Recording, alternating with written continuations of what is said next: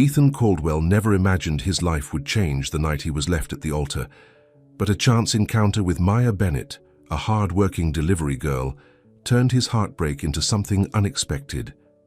As their worlds collide, can love bridge the gap between them? Before we get into the story, comment below where in the world you are watching from today.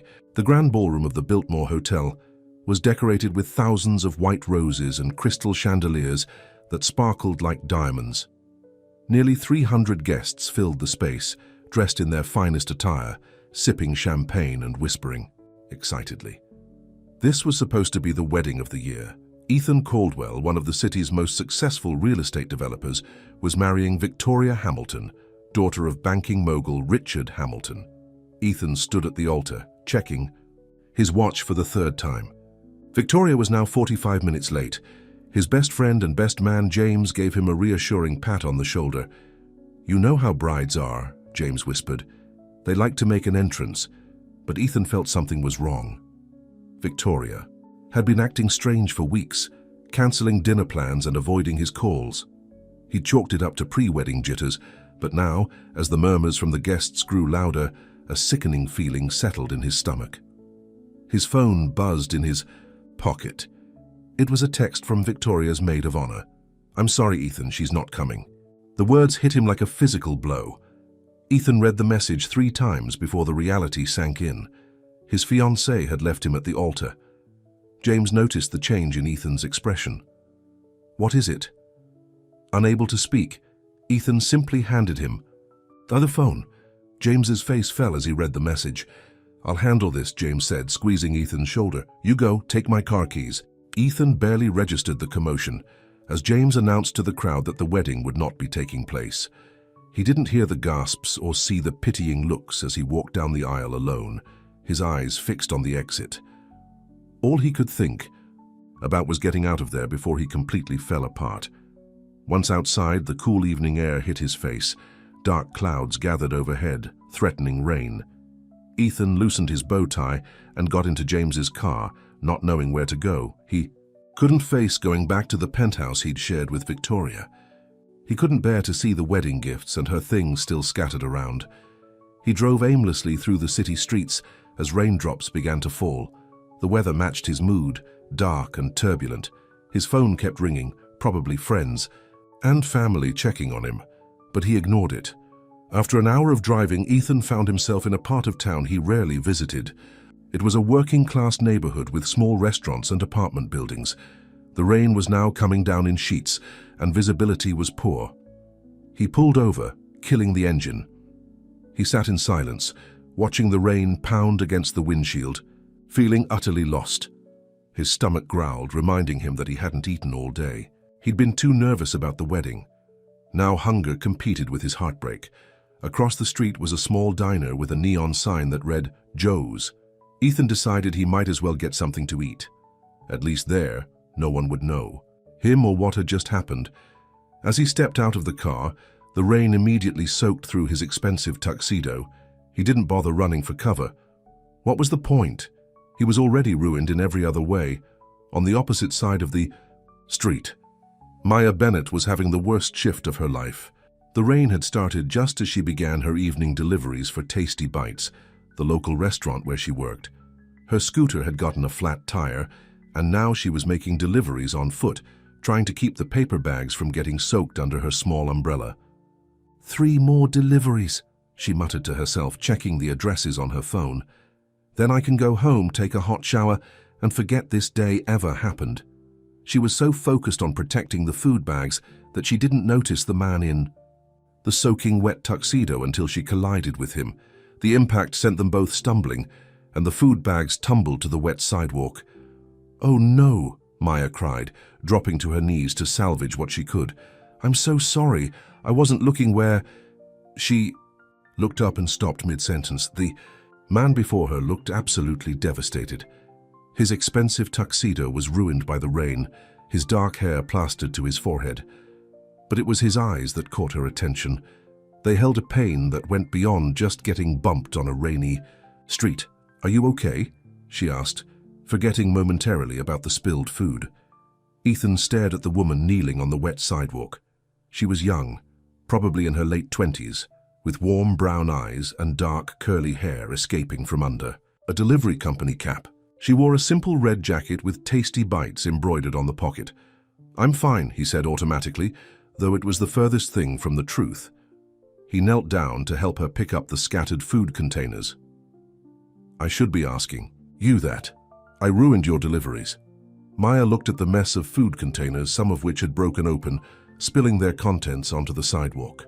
"Well, I guess Mrs. Abernathy won't be getting her chicken parmesan tonight." To his own surprise, Ethan let out a short laugh. It sounded strange to his ears after the day he'd had. "I'm really sorry. I'll pay for everything, of course." Maya stood up, clutching the salvageable bags. "Don't worry about it. These things happen." She studied him more closely. "Though people in tuxedos don't usually happen in this neighborhood, especially not people standing in the rain like they want to catch pneumonia." Ethan realized how odd he must look.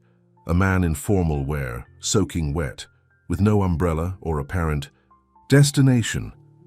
"It's been a rough day." Maya's expression softened. She glanced at his left hand, noticing there was no ring. "Rough day at a wedding?" "You could say that," Ethan replied, not wanting to explain that he was the groom who'd been left at the altar. Maya made a quick decision. She handed him her umbrella. "Here, take this, and look, there's a diner right there. Joe makes the best coffee in town. It might help with that rough day." Ethan was taken aback by the kind gesture from a complete stranger. "But what about you?" "And your deliveries," Maya shrugged. "I'm already wet, and I've only got 2 more stops. Both are regulars who tip well. They'll understand about the accident." She smiled at him, a warm, genuine smile that reached her eyes. "Seriously, go get some coffee. You look like you need it more than I need an umbrella." Before Ethan could protest further, she rearranged the remaining bags in her arms and hurried off down the street, already getting soaked by the rain. Ethan stood there holding her umbrella, watching her disappear around the corner.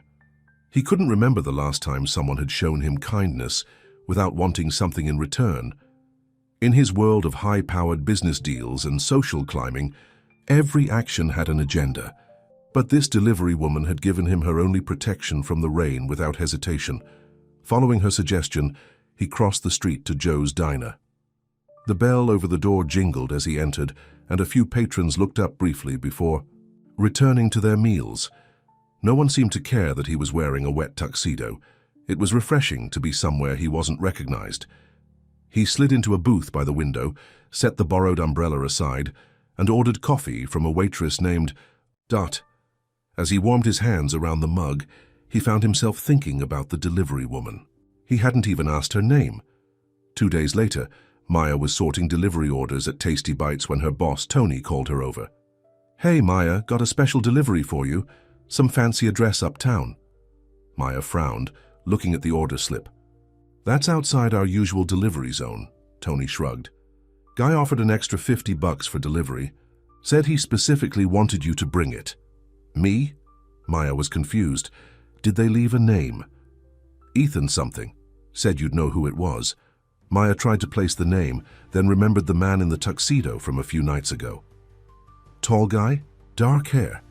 Looks like he models suits when he's not getting drenched in the rain." Tony laughed. "Didn't meet him, just took the order over the phone. But he did sound like one of those smooth-talking uptown types." Curiosity got the better of Maya.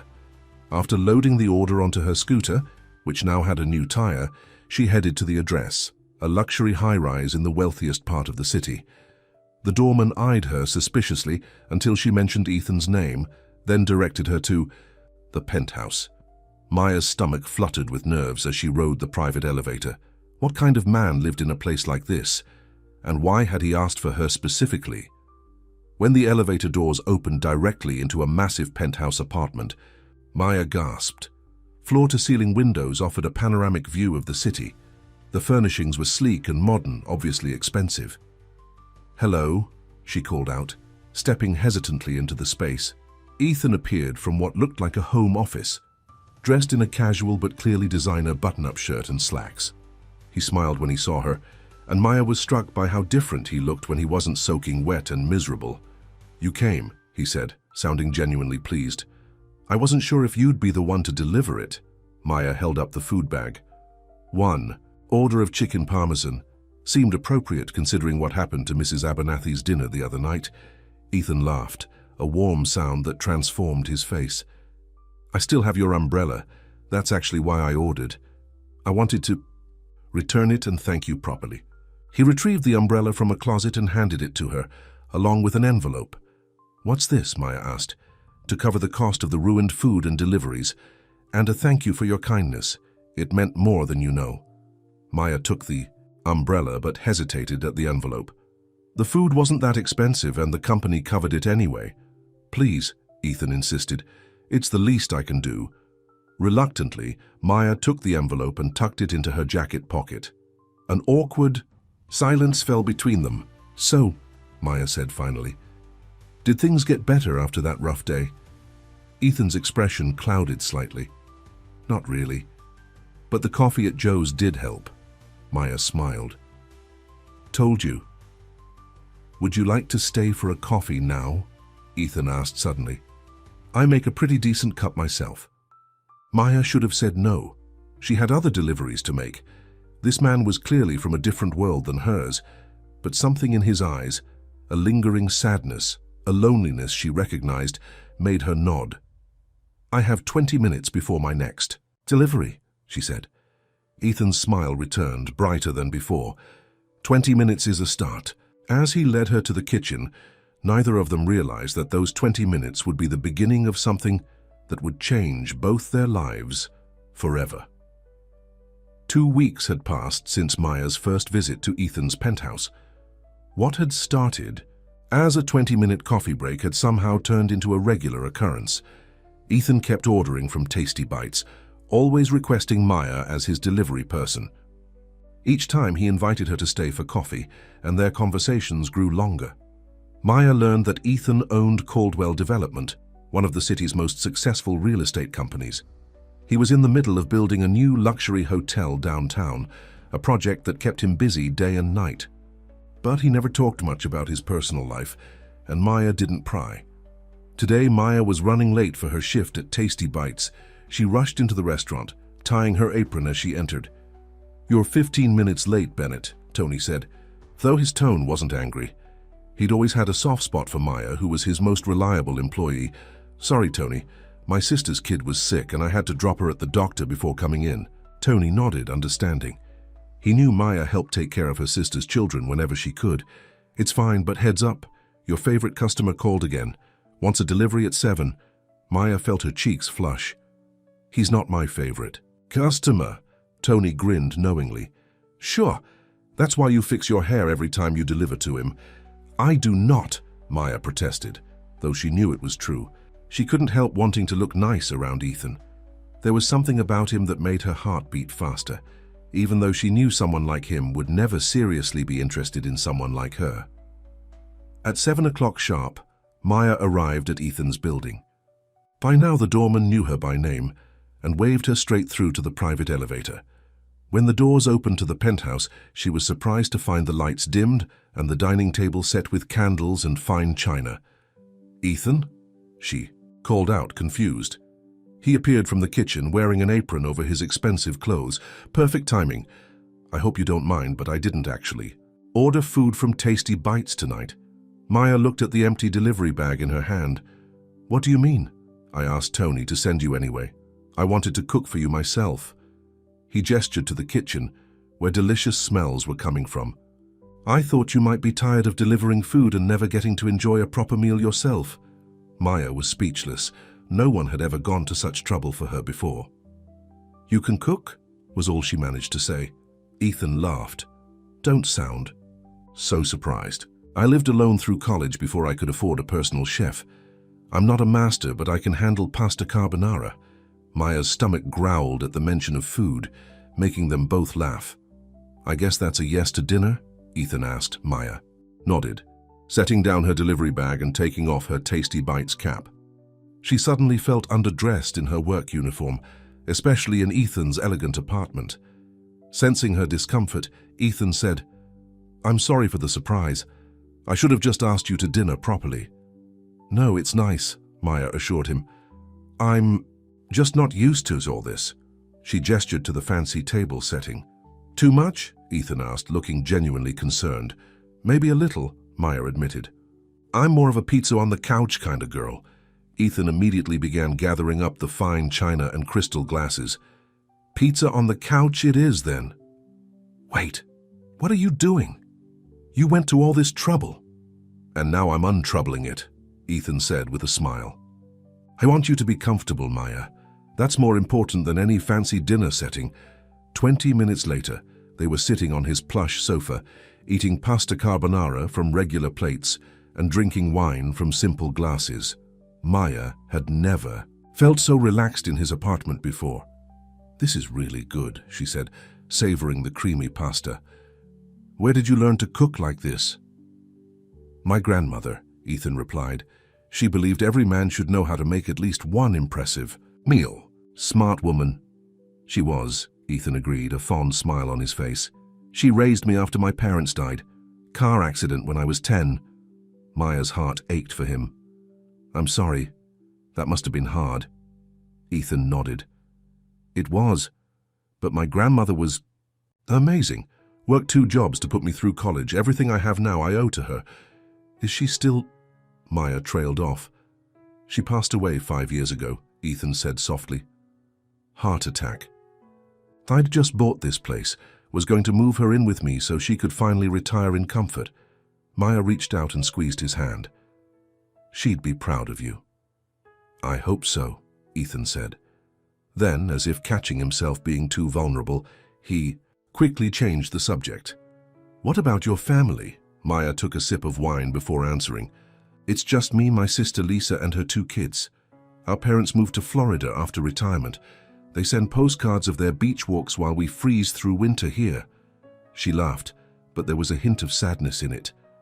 Lisa's husband left her 2 years ago, so I help out with the kids whenever I can. That's why you were late today. Maya looked surprised. How did you know I was late? Tony mentioned it when I called. Said you were helping your sister. My nephew had an ear infection. Lisa couldn't miss work again or she might lose her job, so I took him to the doctor. Ethan studied her face. You're a good person, Maya Bennett. I'm just doing what family does, she said with a shrug. Not everyone would, Ethan replied. Trust me, I know plenty of people who wouldn't inconvenience themselves for anyone, family or not. An image of Victoria flashed in his mind, how she'd always been too busy with her social calendar to meet his grandmother during her final years.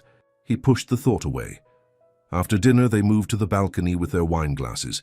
The city lights sparkled below them like earthbound stars. It's beautiful up here, Maya said, gazing out at the view. So different from my neighborhood. Where?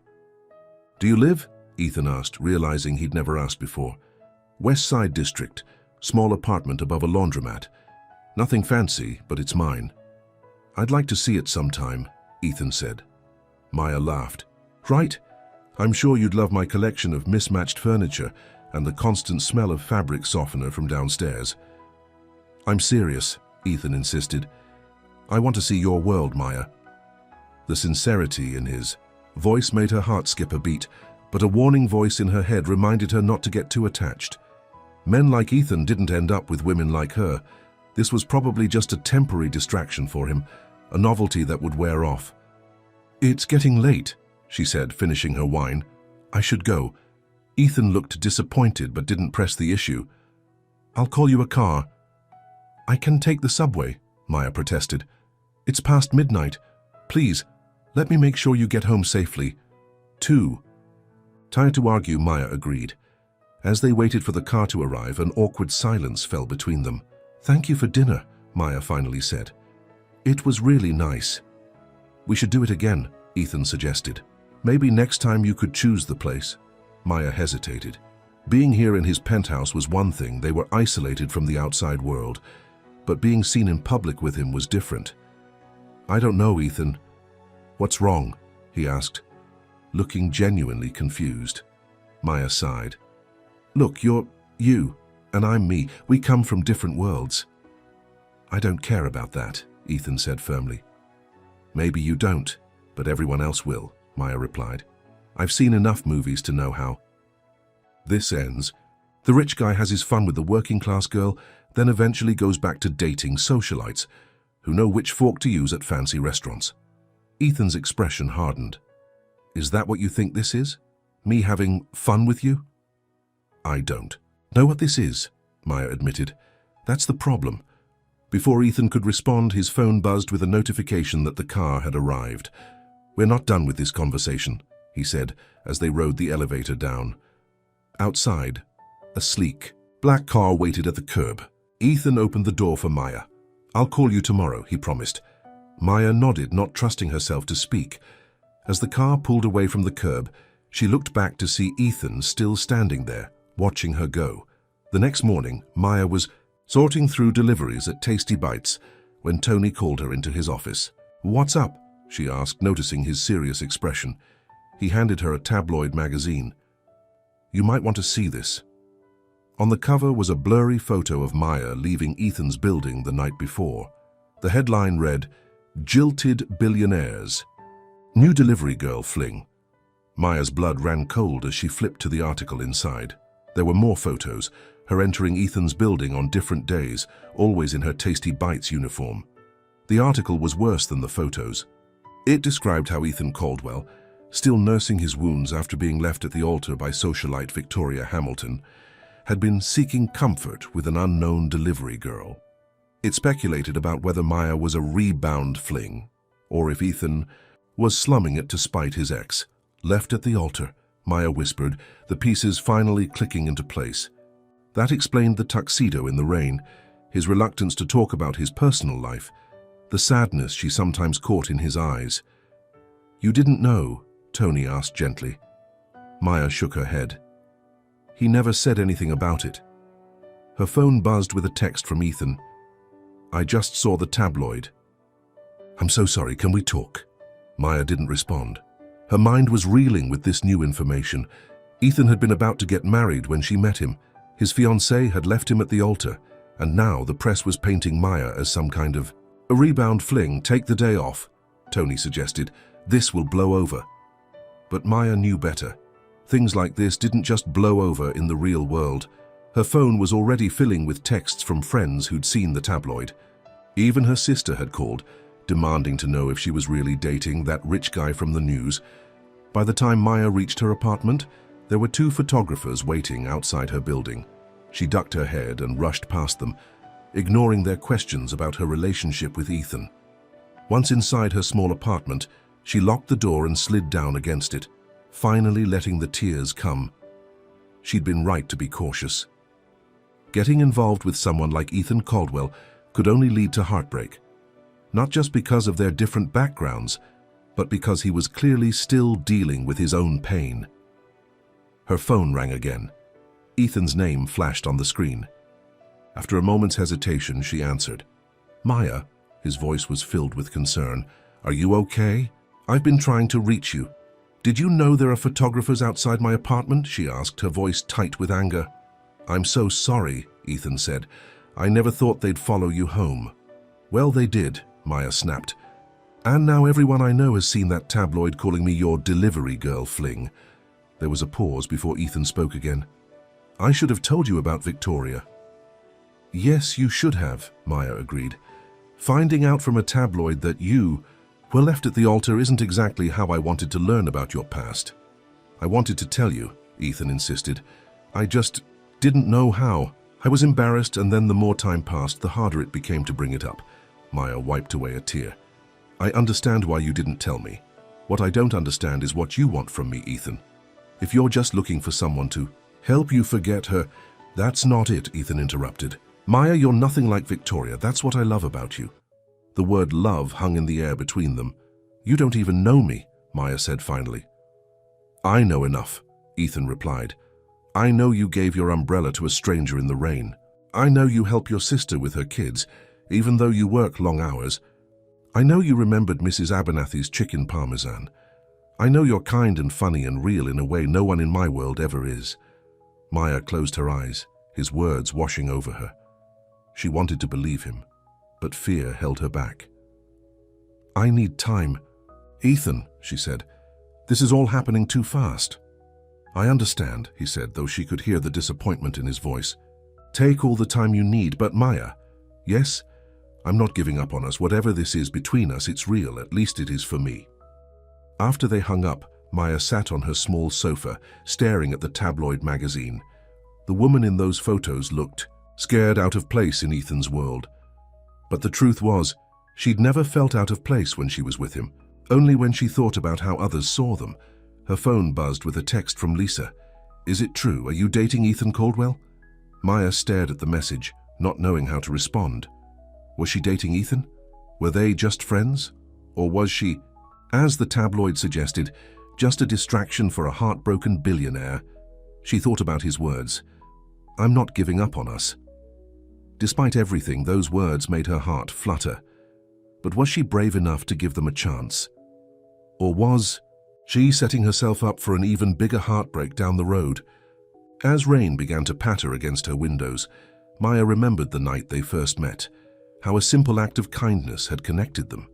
Maybe that connection was worth fighting for, despite the obstacles. With a deep breath, she texted Ethan back, I still have tomorrow off, maybe we could talk then. His response came immediately. Name the time and place, I'll be there. Maya smiled despite herself. Whatever happened next, she knew one thing for certain. Ethan Caldwell was nothing like she'd expected. And maybe that was a good thing. Maya sat nervously at a small table in the back corner of Rosie's Diner, a family-owned restaurant far from both her neighborhood and Ethan's upscale world. She'd chosen this place carefully, neutral territory, where they wouldn't likely be recognized. She checked her watch again. Ethan was 10 minutes late and doubt began to creep in. Maybe he'd changed his mind.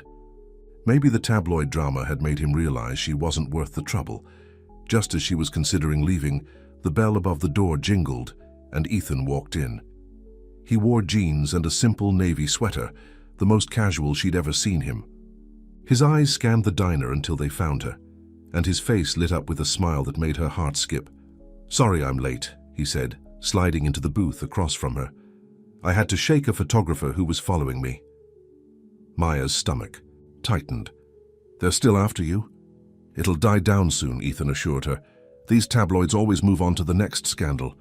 A waitress approached their table and they ordered coffee. When she left, an awkward silence fell between them. I should have told you about Victoria, Ethan finally said. I'm sorry you had to find out that way. Maya nodded, stirring her coffee. What happened, if you don't mind talking about it? Ethan took a deep breath. Victoria and I dated for 2 years. Our families had known each other forever. Both owed money, both with expectations. Getting married seemed like the natural next step. He paused. Looking back, I think I proposed because it was what everyone expected, not because we were truly in love.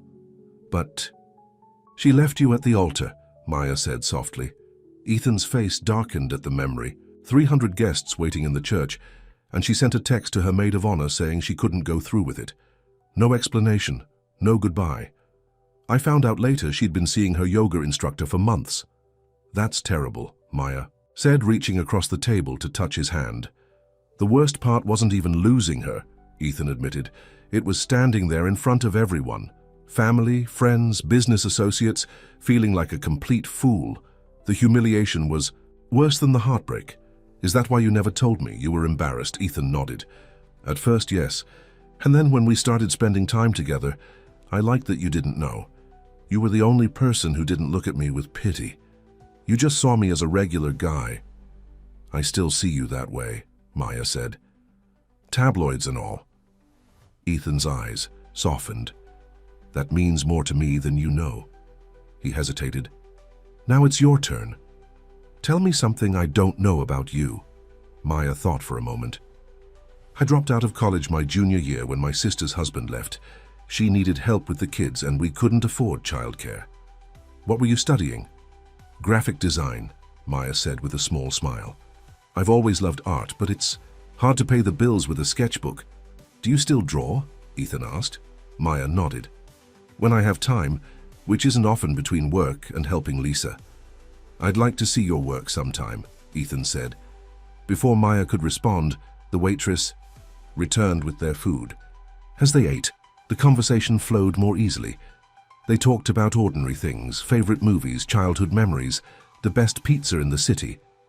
For a little while, Maya forgot about the tabloids and the photographers and the vast differences in their lives. After breakfast, they walked through a nearby park where the trees were just beginning to show their fall colors. Maya was relieved that no one seemed to recognize them here. "What happens now?" she asked as they sat on a bench overlooking a small pond. "What do you want to happen?" Ethan countered. Maya sighed. "I don't know. This whole situation is so complicated. Those photographers outside my apartment, my co-workers seeing me in a tabloid. It's overwhelming." "I understand if it's too much," Ethan said, his voice tight. "The last thing I want to do is make your life harder." "That's not what I meant," Maya said quickly. I need to know what this is, Ethan. Is this just a distraction for you? A way to forget Victoria?" Ethan turned to face her fully. "Maya, look at me. This has nothing to do with Victoria. From the moment you gave me your umbrella in the rain, something changed for me. You showed me kindness when I was at my lowest, without wanting anything in return. That doesn't happen in my world." "And what about our different backgrounds?" Maya pressed. "You live in a penthouse, I live above a laundromat. You run a massive company, I deliver food on a scooter." "None of that matters to me," Ethan insisted. "It might not matter to you now," Maya said. "But what about a month from now, 6 months? What happens when your friends and business associates start asking why you're dating someone like me instead of someone from your social circle?" "Someone like you?" Ethan repeated, his brow furrowing. "You mean someone kind, genuine, and hardworking? Someone who takes care of her family and puts others first? Those are exactly the qualities I want in a partner, Maya." His words made her heart swell, but doubt still lingered. "It won't be easy, Ethan. The best things rarely are," he replied, taking her hand. "All I'm asking is that we give this a chance. We'll take it slow, one day at a time. And if the attention gets to be too much, we'll figure it out together." Maya looked down at their intertwined fingers. His hand was warm and strong around hers, and despite all her reservations, being with him felt right. "Okay," she said softly. "One day at a time." Ethan's face broke into a smile that made her heart flutter. He leaned forward and kissed her gently, a brief touch of his lips against hers that held the promise of much more. When they parted, Maya couldn't help smiling. "So what does one day at a time look like?" "Well," Ethan said, standing and pulling her up with him, "today I thought we might visit that art supply store I saw on the way. Here, I think someone mentioned she likes to draw." Maya laughed, feeling lighter than she had in days. "You don't have to buy me things, you know." "I know," Ethan said, slipping his arm around her waist. "But I want to see you draw. Consider it selfish interest." As they walked toward the art store, Maya leaned into his side, allowing herself to enjoy the moment without worrying about tomorrow. For now, this was enough. The next few weeks passed in a blur of stolen moments and tentative steps forward in their relationship. True to his word, Ethan took things slow, respecting Maya's need for space and privacy. The tabloids eventually lost interest when a celebrity couple announced their divorce, and the photographers disappeared from Maya's apartment building. Ethan began visiting Maya's small apartment above the laundromat, bringing takeout and watching movies on her old TV. To her surprise, he seemed completely at ease in her modest home, even becoming friendly with Mrs. Chen, the elderly woman who owned the laundromat downstairs. Maya, in turn, grew more comfortable in Ethan's world. She met his best friend James, who welcomed her warmly, and she accompanied Ethan to a few casual business dinners where he proudly introduced her as his girlfriend. One evening, as they were walking back to Ethan's penthouse after dinner, Maya brought up something that had been bothering her. "I still haven't met any of your family," she said. "Do they know about us?" Ethan's step faltered slightly. "I don't have much family left. Just a few cousins and my Aunt Patricia, my grandmother's sister." "And have you told them about me?" Maya pressed. "Not yet," Ethan admitted. "Aunt Patricia can be difficult. She was very close with Victoria's family and she took the wedding disaster pretty hard." Maya tried to hide her disappointment. "I see." Ethan stopped walking and turned to face her. "It's not what you think. I'm not hiding you, Maya. I just wanted to spare you from Aunt Patricia's judgmental nature. She has very specific ideas about who I should be with." "Someone like Victoria," Maya guessed. Yes, Ethan sighed, but I don't care what she thinks. You're the one I want to be with. Before Maya could respond, Ethan's phone rang. He glanced at the screen and frowned. It's James. He never calls this late unless it's important. He answered the call and Maya watched as his expression changed from concern to shock. When? He asked, his voice tight. I'll be right there. He hung up and looked at Maya with wide eyes. Victoria is back. Maya felt like she'd been doused with cold water. What do you mean, back? She showed up at James's place looking for me, Ethan explained. She's been calling all my friends trying to find me. Apparently she wants to talk. After 3 months of silence? Maya asked incredulously. I know. Ethan ran a hand through his hair. James said she seemed desperate. Maya crossed her arms. So what are you going to do? Ethan hesitated only briefly. Nothing. Whatever she wants, it doesn't matter. I have no interest in seeing her. Relief washed over Maya, but it was quickly replaced by uncertainty. Are you sure you were going to marry her, Ethan? That feels like a lifetime ago, he said firmly. I'm with you now.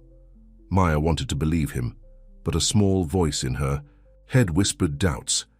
What if Victoria's return stirred up old feelings? What if Ethan realized he'd made a mistake in letting her go? You should talk to her, Maya said, surprising herself. What? Why would I do that? Because if you don't, you'll always wonder what she wanted, Maya explained. And I'll always wonder if you're still thinking about her. Ethan stared at her for a long moment. Are you sure? Maya nodded, though her heart was racing. I trust you, Ethan. But you need closure, and maybe this is how you get it. I already have closure, Ethan insisted. The moment I met you. Maya smiled despite her fears. Just talk to her.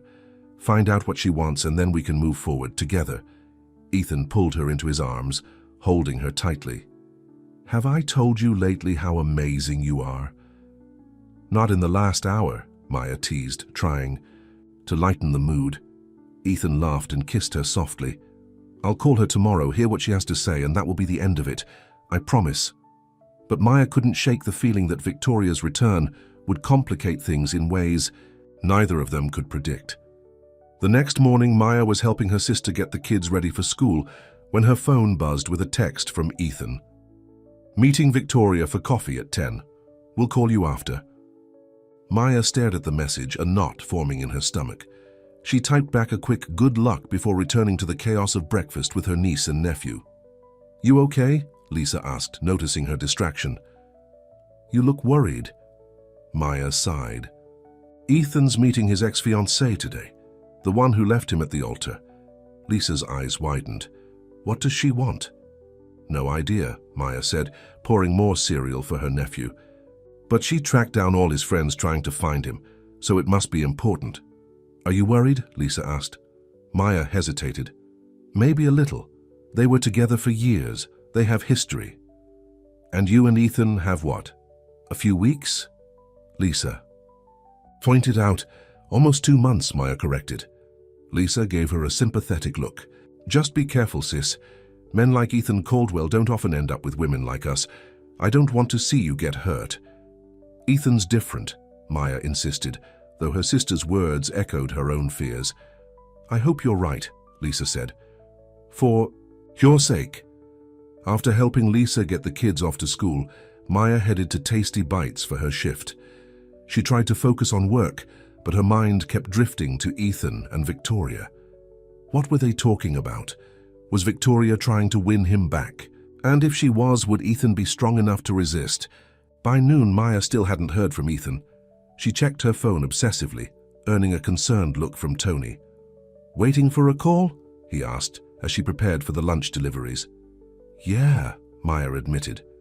Ethan was supposed to call after. A meeting this morning, Tony nodded knowingly. The ex is back in town, huh? Maya looked up, surprised. How did you know? Tony handed her a tablet open to a gossip website. The headline read, Reconciliation? Ethan Caldwell spotted with former fiancée. Below was a photo of Ethan and Victoria sitting at an outdoor cafe. Victoria was leaning forward, her hand touching Ethan's arm, while his expression was unreadable. Maya's heart sank. It's not what it looks like, she said, though she wasn't entirely convinced herself. "I hope not," Tony said gently. "You deserve better than to be someone's second choice." Maya tucked the tablet away and focused on loading her delivery orders. She wouldn't jump to conclusions. Ethan had promised to call and she trusted him, but as the afternoon wore on with still no word from him, Maya's confidence began to waver. By the end of her shift at 6, she was a bundle of nerves. "Go home," Tony suggested. "You're no good to me like this." Maya nodded gratefully and headed to her apartment.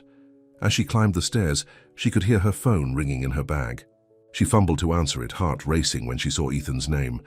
"Hello," she answered breathlessly. "Maya," Ethan's voice sounded strained. "I'm so sorry I didn't call earlier. It's been a crazy day."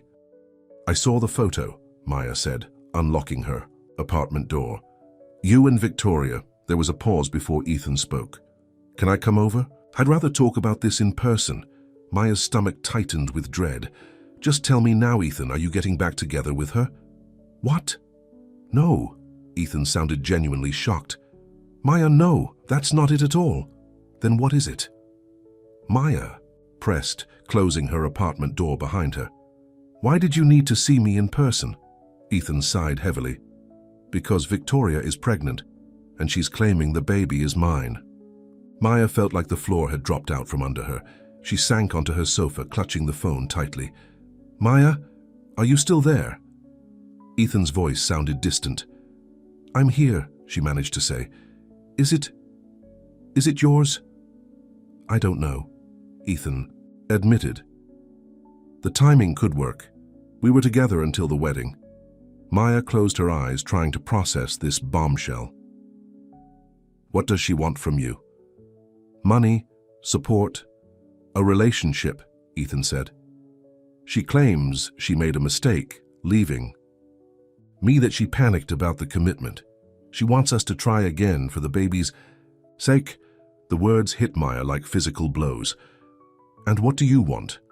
"You," Ethan said without hesitation. "I want you, Maya. Nothing has changed for me, but everything had changed, and they both knew it. If the baby was Ethan's, he would be tied to Victoria forever." "I need to think," Maya said, her voice barely above a whisper. "Please, can I come over? We should talk about this face to face." "Not tonight," Maya said. "I need some space to process this." "I understand," Ethan said, though he sounded disappointed. "But Maya, please believe me. You're the one I want to be with. We'll figure this out together." After they hung up, Maya sat in her small apartment, feeling more alone than ever. If Victoria was telling the truth, if she really was carrying Ethan's child, how could Maya possibly compete with that? She had always feared she didn't belong in Ethan's world, and now Victoria had the ultimate connection to him, a child. Her phone buzzed with a text from Ethan. "I love you, Maya. No matter what happens with Victoria, that won't change. Please, don't give up on us."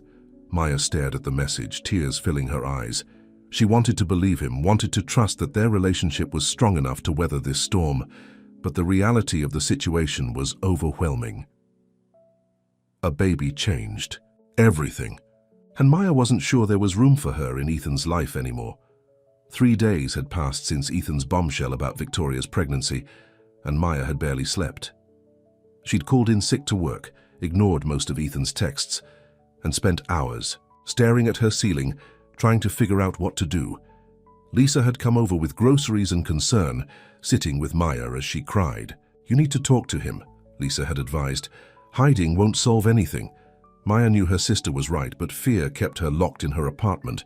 If she saw Ethan, if she looked into those eyes, she might agree to anything, even being second in his life to Victoria and their baby.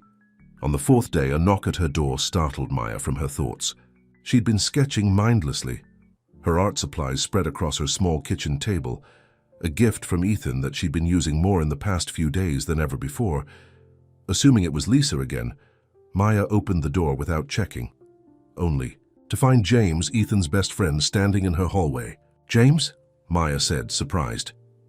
"What are you doing here?" "Ethan doesn't know I'm here," James said quickly. "May I come in?" Hesitantly, Maya stepped aside, allowing him into her apartment. James looked around, his designer clothes and polished, appearance somehow not as out of place as they should have been in her modest home. "Nice place," he said, and she could tell he meant it. "Thanks," she replied, closing the door, "but I doubt you came here to admire my decorating skills." James smiled slightly. "No, I didn't." His expression turned serious. "I'm worried about Ethan. He's a mess, Maya. He thinks he's lost you." Maya crossed her arms protectively over her chest. "He told you about Victoria?" "Yes," James confirmed, "and I've known Victoria a lot longer than you have. I think there's something you should know." Maya gestured for him to sit on her sofa, while she took the armchair across from him. "Victoria has always been calculating," James began. "She and Ethan were together because it made sense on paper, both from wealthy families, both moving in the same social circles. But she never loved him the way he deserved." "Why are you telling me this?" Maya asked. "Because I don't believe her," James said bluntly. "About the baby, or at least about it being Ethan's." Maya's heart skipped a beat. "What do you mean?" "Victoria disappeared for 3 months after leaving Ethan at the altar. No one knew where she went.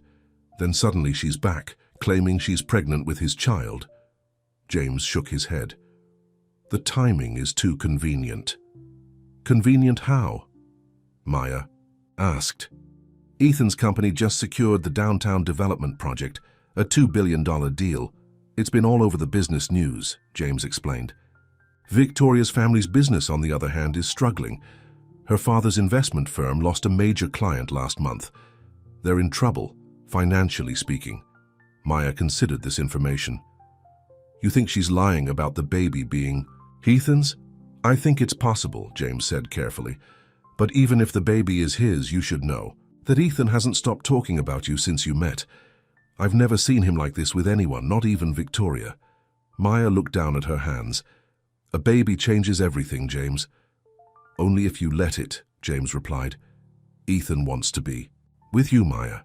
He'd be there for his child, of course, but that doesn't mean he has to be with Victoria." "You make it sound so simple," Maya said. "It's not simple," James acknowledged.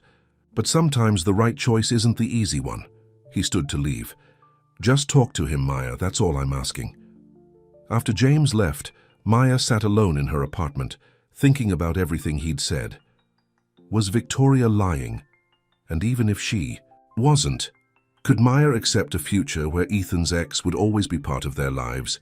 Her phone buzzed with a text from Ethan. "I miss you. Please, just let me know you're okay." After days of minimal responses, Maya finally replied, "Can you come over tomorrow morning? We need to talk." His response was immediate.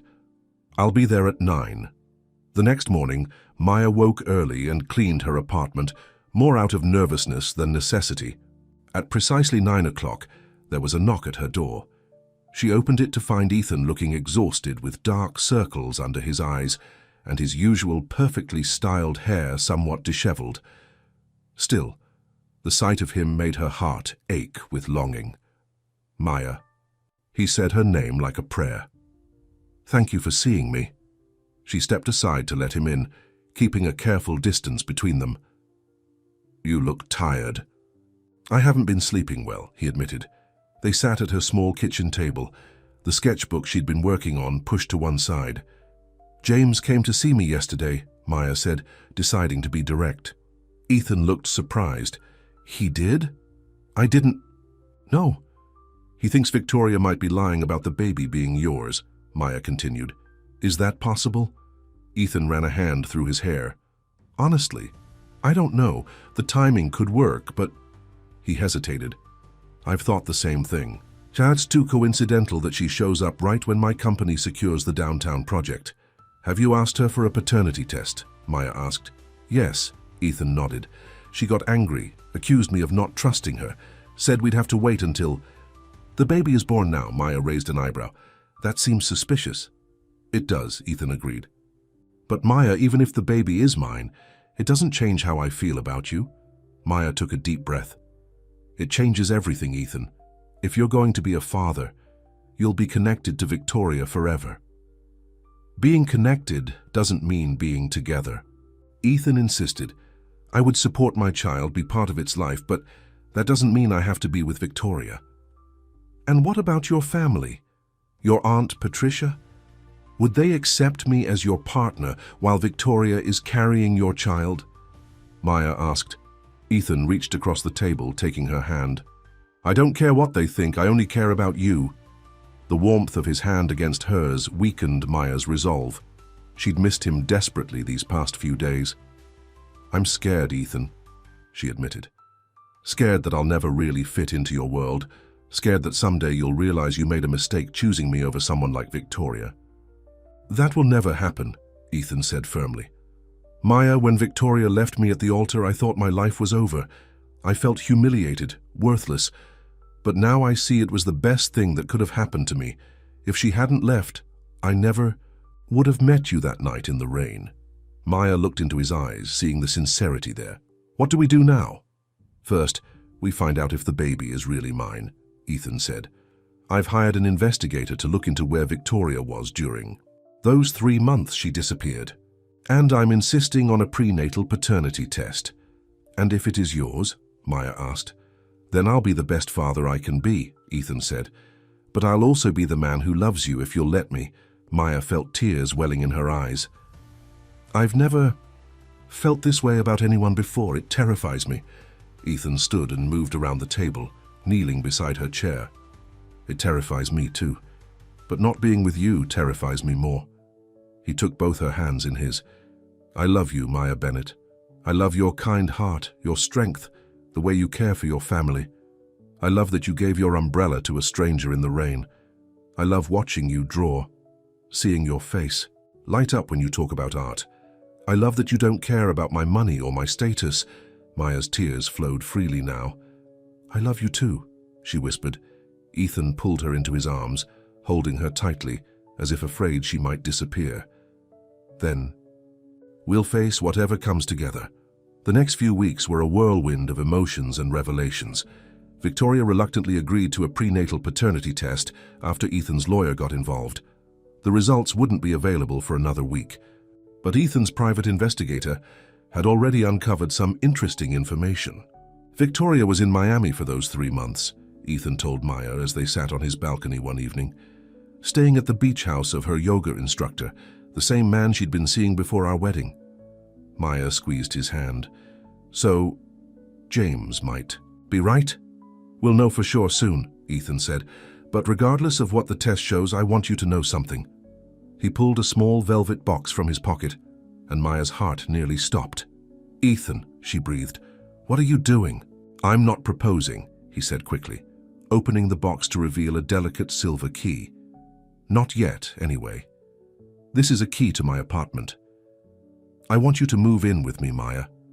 Maya stared at the key, her mind racing. Ethan, I don't know. Hear me out, he said. I know it's a big step, but these past weeks have shown me that I can't imagine my life without you in it. I want to fall asleep next to you every night and wake up with you every morning. What about my sister, the kids? I help them so much, Maya protested. Lisa and the kids can visit whenever they want, Ethan assured her. There's plenty of room. And if you're worried about the commute to Tasty Bites, I understand. You don't have to answer right now. Maya took the key, turning it over in her fingers. It's not just the practical concerns, Ethan. It's your world is so different from mine. I'm still not sure I belong in it. You belong with me, Ethan said simply. The rest doesn't matter. Before Maya could respond, Ethan's phone rang. He checked the screen and frowned. It's my lawyer. He answered the call, listening intently. Maya watched as his expression changed from concern to shock to relief. Thank you, he said finally. Yes, I understand. Keep me updated.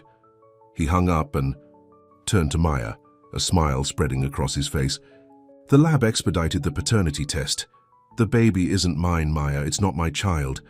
Maya felt a wave of relief wash over her, followed immediately by guilt for feeling relieved.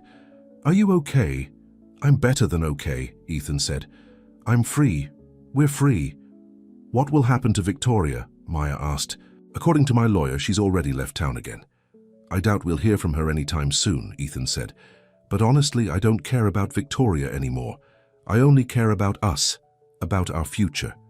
Maya looked down at the key in her hand, then back at Ethan. Ask me again, she said softly. Ethan took her hands in his. "Maya Bennett, will you move in with me? Will you let me show you every day how much I love you?" Maya smiled through happy tears. "Yes," she said. "Yes to all of."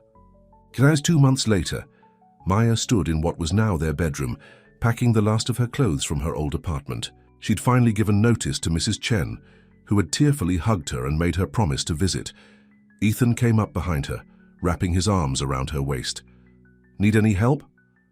"I think I've got it," she said, leaning back against his chest. "It's not like I had that much stuff. Have you heard from Lisa about tomorrow night?" Ethan asked. Maya nodded. "She and the kids will be here at 6.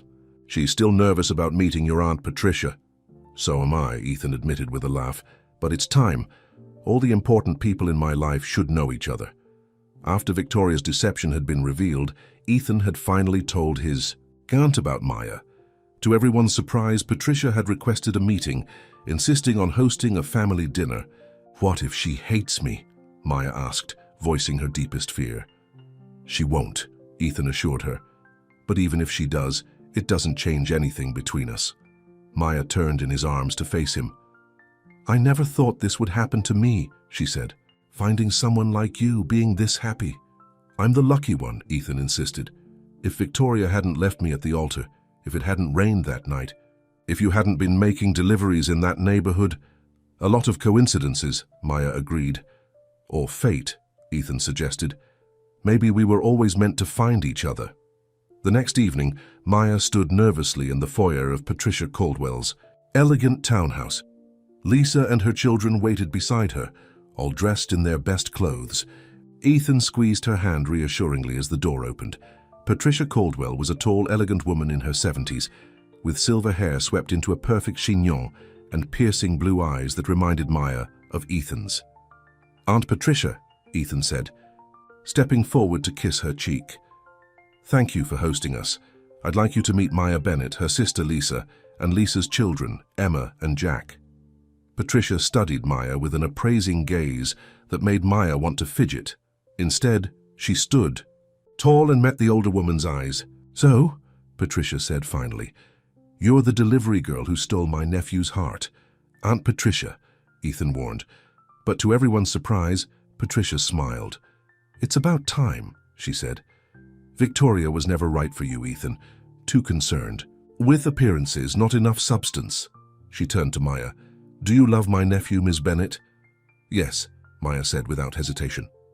"Very much," Patricia nodded, satisfied. "Good. Now come in, all of you. Dinner is getting cold." As they followed Patricia into the dining room, Ethan leaned close to Maya's ear. "See? Nothing to worry about." The dinner was surprisingly pleasant.